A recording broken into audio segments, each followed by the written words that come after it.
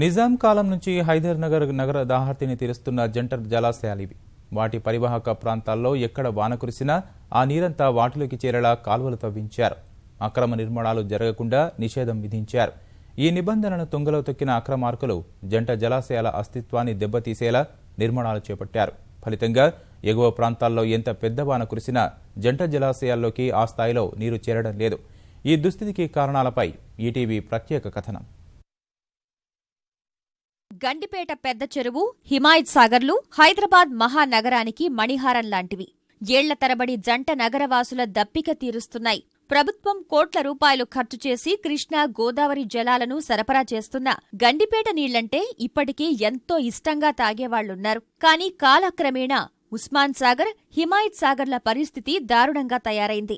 ఇందుకు కారణం రెండు సరస్సుల పరివాహక ప్రాంతాల్లో నిబంధనలను తుంగలో తొక్కి 11,887 అక్రమ నిర్మాణాలు చేపట్టారు.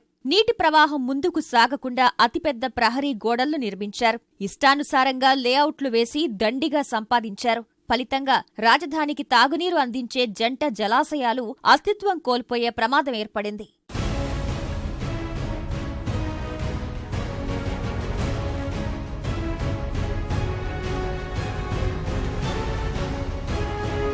ఈ వర్షాకాలంలో జంట జలాశయాల పరిధిలో భారీ వర్షాలు కురిశాయి. తాజాగా భారీ వర్షపాతం నమోదైనప్పటికీ నామమాత్రంగానే నీరు చేరుతోంది. ఉస్మాన్ సాగర్ సామర్థ్యం 3 టీఎంసీలు కాగా ఇంతవరకు 1.43 టీఎంసీల నీరు మాత్రమే చేరింది. ప్రస్తుతం 3,000 క్యూసెక్కులు వస్తున్నట్లు అధికారులు చెప్తున్నారు. హిమాయత్ సాగర్ పూర్తి నీటి నిల్వ సామర్థ్యం 1.5 టీఎంసీలు కాగా నెల రోజుల నుంచి ఈ సరస్సులోకి కేవలం 0.4 టీఎంసీల నీరే వచ్చింది.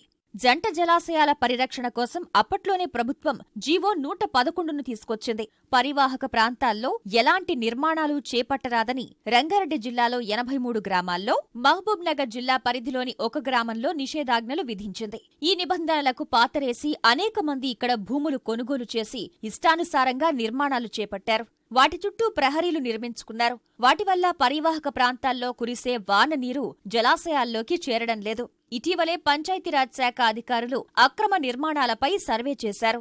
111 జీవో ప్రకారం మొత్తం 11,887 నిర్మాణాలు చేపట్టినట్లు గుర్తించారు. అందులో 6,682 అక్రమ నిర్మాణాలు, 5,205 గృహాలు, ఇతర నిర్మాణాలు ఉన్నట్లు నిర్ధారించారు.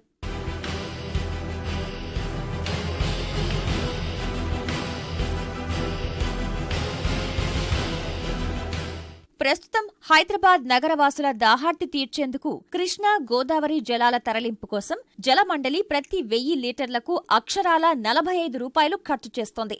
అదే గండిపేట జలాశయం నుంచి నీటిని శుద్ధి చేసి సరఫరా చేసేందుకు ప్రతి 1000 లీటర్లకు 2 రూపాయలు మాత్రమే ఖర్చు చేస్తున్నారు. కృష్ణా, గోదావరి నీళ్ల కోసం భారీగా ఖర్చు చేస్తున్న ప్రభుత్వం జంట జలాశయాలపై ప్రత్యేక దృష్టి సారిస్తే కోట్లాది రూపాయల భారం తగ్గనుంది. అంతేకాకుండా ఈ రెండు జలాశయాలపై ఉన్న అక్రమ నిర్మాణాలను కూల్చివేసి కొత్తగా ఎటువంటి నిర్మాణాలు చేపట్టకుండా కఠిన చర్యలు తీసుకోవాలని నగర ప్రజలు కోరుతున్నారు.